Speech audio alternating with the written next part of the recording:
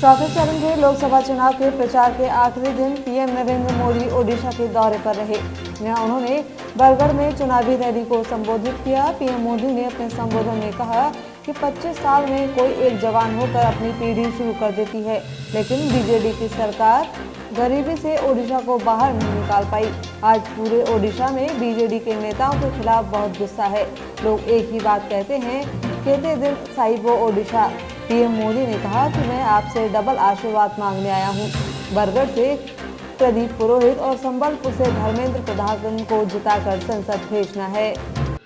केंद्रीय गृह मंत्री अमित शाह ने एक प्रेस कॉन्फ्रेंस में कहा कि कांग्रेस पार्टी आज तुष्टीकरण की राजनीति करने की इस कगार पर पहुंच गई है कि उसके दो सहयोगी नेता मणिशंकर अय्यर और फारूक अब्दुल्ला पाकिस्तान के पास परमाणु बम है ऐसा कहकर पीओके को ताक पर रखने की बात कर रहे हैं।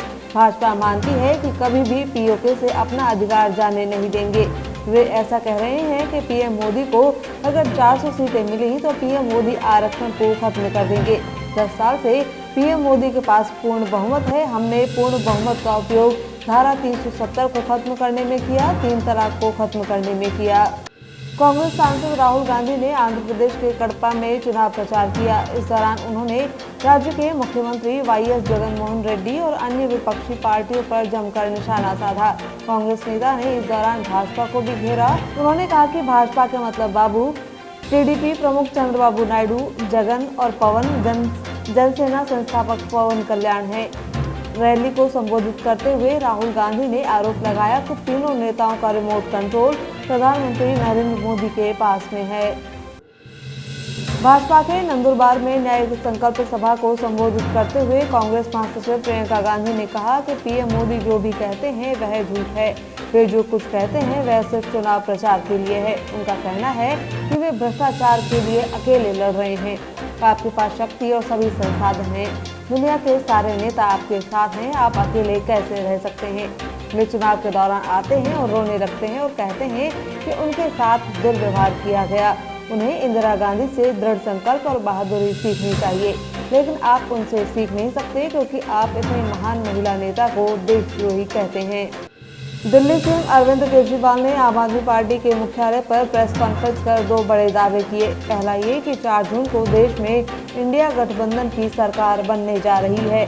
साथ ही उन्होंने कहा कि चुनाव के बाद भाजपा सबसे पहले यूपी सीएम योगी आदित्यनाथ को उनके पद से हटाएगी।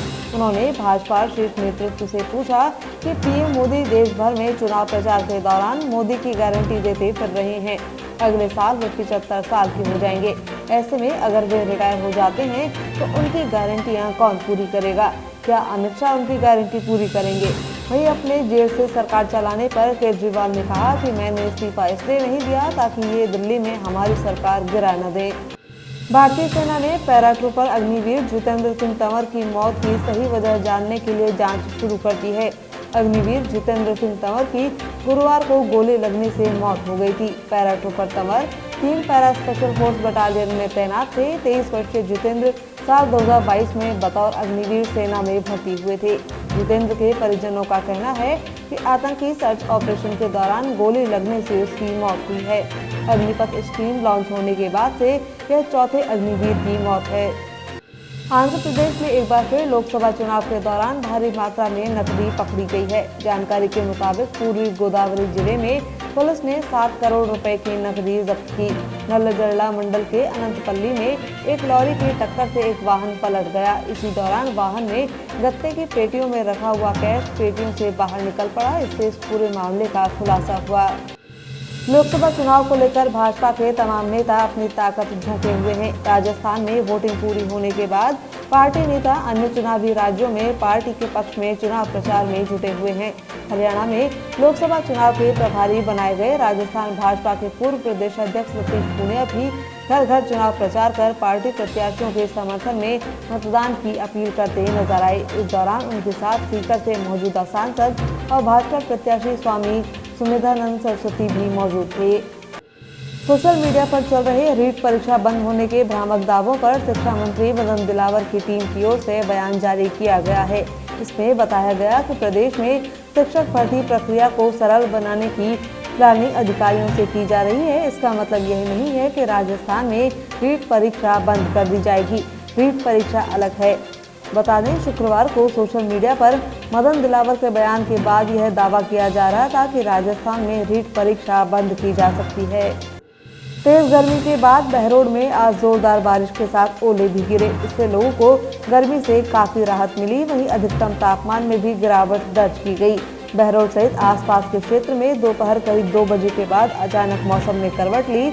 आसमान में काली घटाएं छाने के साथ ठंडी हवा शुरू हो गई और देखते ही देखते रिमझिम बारिश का दौर शुरू हो गया। यहाँ 1 घंटे से ज्यादा समय तक रुक रुक कर बूंदाबांदी का दौर जारी रहा।